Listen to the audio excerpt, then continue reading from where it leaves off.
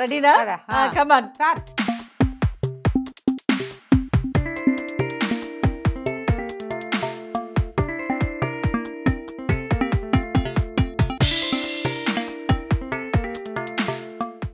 నమస్తే రమగారు. నమస్తే జయ. రమగారు, భోగి పండుగ శుభాకాంక్షలు మీకు. సుమన్ టీవీ ప్రేక్షకులందరికీ భోగి పండుగ శుభాకాంక్షలు. ప్రతి సంవత్సరం మాట్లాడుకుంటూనే ఉంటాం, అలానే ఈ సంవత్సరం కూడా మాట్లాడుకుందాం. మరి భోగి పండుగ యొక్క విశిష్టత ఏమిటి? ఈ సంవత్సరం ఎలా జరుపుకోబోతున్నారు మీరంతా? ఏం చేస్తాం, ఎప్పట్లాగానే. భోగి పండుగ అంటే సంక్రాంతి పండుగ గురించి చెప్పాలి కదా ముందు. అవునవును. సూర్యుడు తన గతి మారేది. మామూలుగా మనం చంద్రుడు మారే గతులను బట్టి పండగలు చేసుకుంటాం. అవును, అన్ని పండగలు అంతే మనవి. దసరాలో చంద్రుడు పాడ్యం నాడు, పాడ్యం అమావాస్య వెళ్ళిపోయాక పాడ్యం వస్తుంది, ఒక పండగ. రెండో రోజు, మూడో రోజు, అష్టమి, నవమి, దశమి అన్నీ కూడా చంద్రుడు మారే తిథులను బట్టి మన పండగలు ఉంటాయి. అవును. సూర్యుడు మారే గతిని బట్టి చేసుకునే పండగ ఈ సంక్రాంతి పండగ. అయితే ఇది ఒక్క సంక్రమణమే కాకుండా సంవత్సరం అంతా ద్వాదశ రాసుల్లోకి సూర్యుడు సంక్రమణం చెందుతూ ఉంటాడు. ఇది పూర్తిగా ఏమనాలి, జ్యోతిష్ శాస్త్రం ప్రకారం జరిగేదే. ఆస్ట్రానమీ అనాలేమో, ఆస్ట్రాలజీ కాదు, ఆస్ట్రానమీ. ఇదేంటంటే ఆకాశంలో జరిగేటువంటి మార్పులు. సూర్యుడు ప్రతి నెల ఒక రాశిలో నుంచి రెండో రాశిలోకి మారుతాడు. అవును. మేష తులా సంక్రమణాలు చాలా ముఖ్యమైనవిగా చెప్పుకుంటాము. అక్కడి నుంచి మన ధనుస్సు, మకరము చాలా ముఖ్యమైనవి. మేషము తులా పక్కకు పెడితే ధనుస్సు, మకరము పక్క పక్కనే కదా వస్తాయి. ధనుస్సులోకి మారంగానే వాతావరణం ఒకలా మారుతుంది. ఈ నెల నుంచి నెలగంట పెట్టించాం మనం. అవును. నెలకి 20 రోజుల క్రితం పెట్టాం, నెల అవుతోంది కదా. ఇక్కడికి వచ్చేసరికల్లా ఈ కొత్తగా మారేసరికి సూర్యుడు తన నడక మార్చుకునేది ఇక్కడ కనిపిస్తుంది. ఈ నడక ఎట్లా మారతాడు? ఇప్పటిదాకా దక్షిణం వైపుకి వాలి ఉదయిస్తున్న సూర్యుడు ఉత్తరం వైపుకి వాలి ఉదయించడాన్ని మొదలు పెడతాడు. ఎప్పుడైతే ఈ ఉత్తరం వైపుకి వాళ్తాడో ఉత్తరాయణ పుణ్యకాలం అని చెప్తాం. ఈ ఉత్తరాయణంలో మరణిస్తే తప్పకుండా వాళ్ళకి ముక్తి లభిస్తుందని అంత గట్టి నమ్మకం. అందుకని భీష్ముల వారు అప్పుడెప్పుడో యుద్ధం అయిపోతే ఉత్తరాయణం కోసం వేచి ఉండి మకర సంక్రమణం తర్వాత ఆయన తను చాలించాడని, ఇచ్ఛామరణాన్ని వాడుకున్నాడని చెప్పుకుంటాం. అయితే ఈ నడక మారేసరికల్లా రేపొద్దు నుంచి సూర్యుడు ఉత్తరపు ఉత్తరానికి వాళ్తాడు అనగానే ముందు రోజు చలి పెరిగిపోతుంది. అవును. ఇప్పటిదాకా ధనుస్సు రాగానే వచ్చే చలితో పాటు చలే కాకుండా ముందు రోజు మరింత చలి పెరుగుతుంది. వాతావరణంలో మంచు ఎక్కువ కనిపిస్తుంది. మనం ఇంచుమించు ధను సంక్రమణం నుంచే మనం నెలగంట పెట్టాక గొబ్బిళ్ళు పెడతాము, గీట్ల ముగ్గులు వేస్తాము, హరిదాసులు వస్తారు, రంగవల్లులు బ్రహ్మాండంగా తీర్చిదిద్దాం, తర్వాత గంగిరెద్దుల వాళ్ళు వస్తారు. పండగ వాతావరణం నెల ముందు మొదలవుతుంది. ప్రతి విష్ణు ఆలయంలోనూ తెల్లవారేసరికల్లా చక్కగా ప్రసాదం పెడతారు. దత్తోజనము, చక్కెర పొంగలి, వెండ్బొంగలి, ఘుమఘుమలాడే ప్రసాదాలు. తర్వాత ఏమో ఆలయంలో వినపడేటువంటి తిరుప్పావై పాసురాలు. ఒక ప్రత్యేక పండగ వాతావరణం వస్తుంది. అవును. భోగి వల్ల ఏంటంటే మనకి టెంపరేచర్లో తేడా వచ్చేస్తుంది. అందుకని తప్పకుండా ఈ రోజున మనం భోగి మంటలు వెలిగించటం. ఈ మంటల్లో కూడా పురాతనమైనవి, పాత వాటిని కొన్నింటిని వదిలించుకోవాలని, ఆ వెచ్చదనంతో పాటుగా మనం అభ్యంగనం చేయాలని బాగా నూనె రాసుకుని, నువ్వుల నూనె చక్కగా తలంటి పోసుకుని రేపు చేసుకోబోయే పెద్ద పండుగకి రెడీ అవుతాం. భోగి పండగ నాడు కంటే కూడా భోగి నాడు కొత్త బట్టలు కట్టుకునే వాళ్ళే ఎక్కువ కనిపిస్తారు. ఈ భోగి చలిని పారద్రోలటం కోసం తప్పకుండా మంట వెలిగించి తీరాలి అని. నెలంతా వెలిగించే వాళ్ళు కనపడతారు మనకి.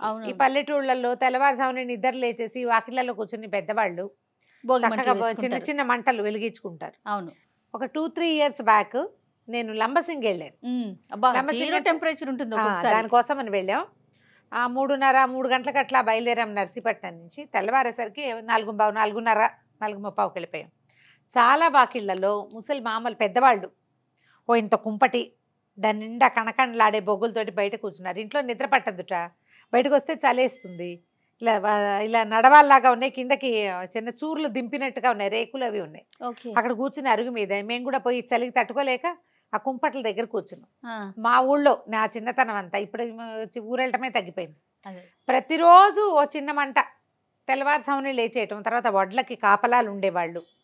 ఇప్పుడు పంటల రోజులు కదా, వాటి ధాన్యపు రాశులకి కాపలాలు ఉండేవాళ్ళు, పెద్దవాళ్ళు, తోచని వాళ్ళు పొద్దున్నే గొడ్లనో ట్రాక్టర్నో ఎడ్ల బండిను పొలాలకు తీసుకెళ్లేవాళ్ళు, ఎవరో ఒకళ్ళు చిన్న మంట వేయటం, అక్కడ చలి కాగటం కాసేపు, ఒళ్ళు వెచ్చబడ్డాక మళ్ళీ వెళ్తారు. అంత దూరం వెళ్ళాక అక్కడ చలిస్తే మళ్ళీ అక్కడ చలి కాగుతారు. అది మనకి ధనుర్మాసం అంతా కనపడుతుంది. ధనుర్మాసం అంతా నువ్వు ఆ మంటకి ఎక్స్పోజ్ కాకపోయినా భోగినాడు పొద్దున్నే అయినా సరే ప్రత్యక్షంగా ఈ మంటని తీసుకోండి అని చెప్తారు మనకి. ఏవో పిచ్చి చెక్కలు కాకుండా, అంటే ప్లైవుడ్లు అవి కాకుండా సహజమైన చెక్క, సహజమైన వంట చెరుకు, అందులో పాత వస్తువులు వేయాలని అవన్నీ చెప్తారు కదా. దీంతో పాటుగా ఏం చేస్తాం, ధనుర్మాసం తొలి రోజు నుంచి మనం పెట్టిన భోగి పిడకలు, భోగి మంట, మన ఏమంటారు గొబ్బిళ్ళు, గొబ్బెమ్మల్ని పిడకలు కొట్టేట పెడతారు. ఆ పిడకల్ని ఇందులో వేయటం. అందులో ఒకటి మనం సరిగ్గా ఆలోచిస్తే ఒట్టిగా ఏదో మంట వెలిగించటము కాదు. ఈ భోగి పిడకలు మేడ్ ఆఫ్ ఆవు పేడ, ఆవు పేడతోటి చేస్తాము. దాని మీద బియ్య పిండితో ముగ్గేసి పసుపు కుంకుమ పెడతాం.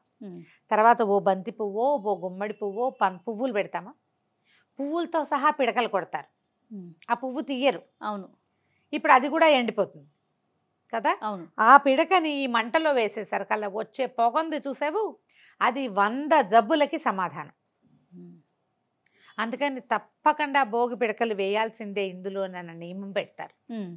ప్రతి ఇంటికి ఒకళ్ళు చొప్పున, ప్రతి ఇంట్లో నుంచి భోగి పిడకలు వస్తాయి. పిల్లల పేరుతో ఒక్కో పిడక అనే వేస్తారు. అవును, కాసిన పిడకలు దాచుకుంటారు రేపు రథసప్తమి కోసం.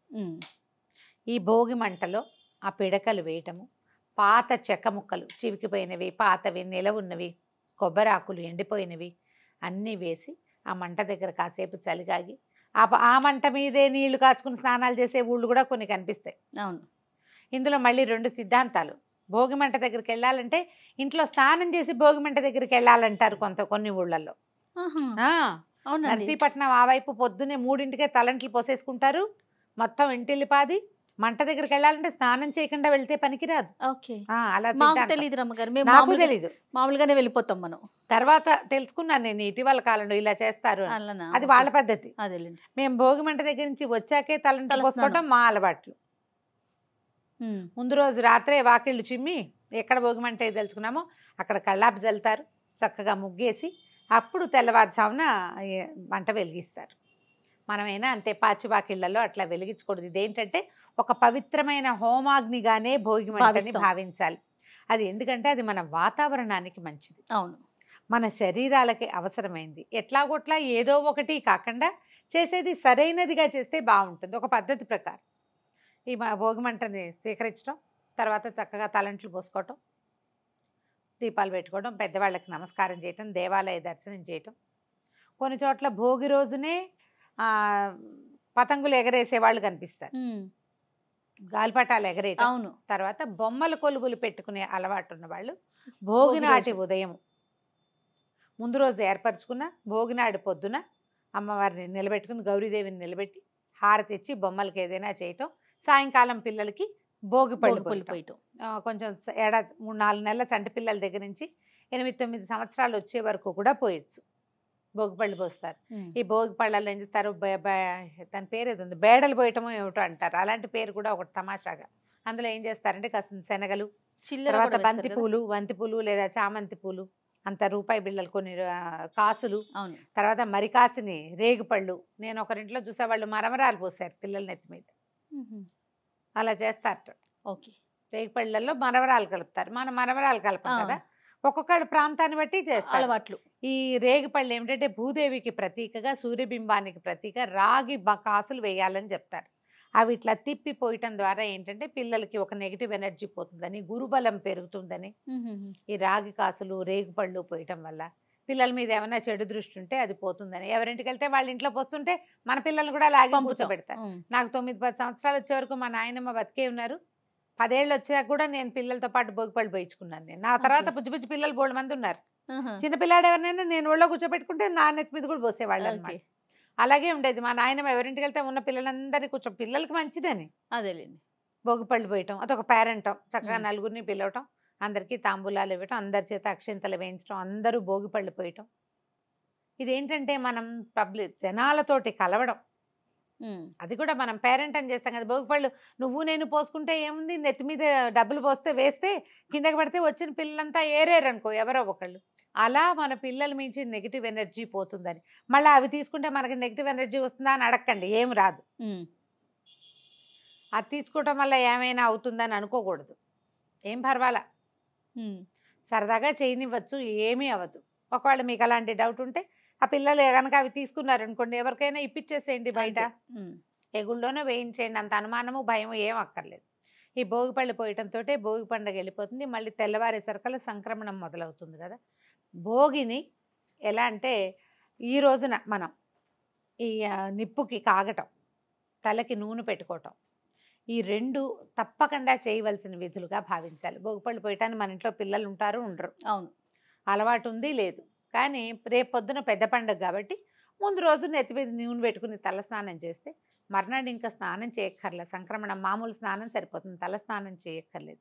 ఇలా ఎవరిళ్లలో పద్ధతి ప్రకారం వాళ్ళు భోగి పండుగని ముందుకు తీసుకెళ్తాం. ఏమైనా అరిసెలు వండుకోవటాలు అవి కూడా ముందు రోజు చేయగలిగితే సరే, లేకపోతే పండగకు కావాల్సిన స్వీట్లు అవి భోగి రోజు చేసుకుంటాం. అట్లా. థ్యాంక్ యూ సో మచ్ రమగారు. నమస్తే. నమస్తే జయ.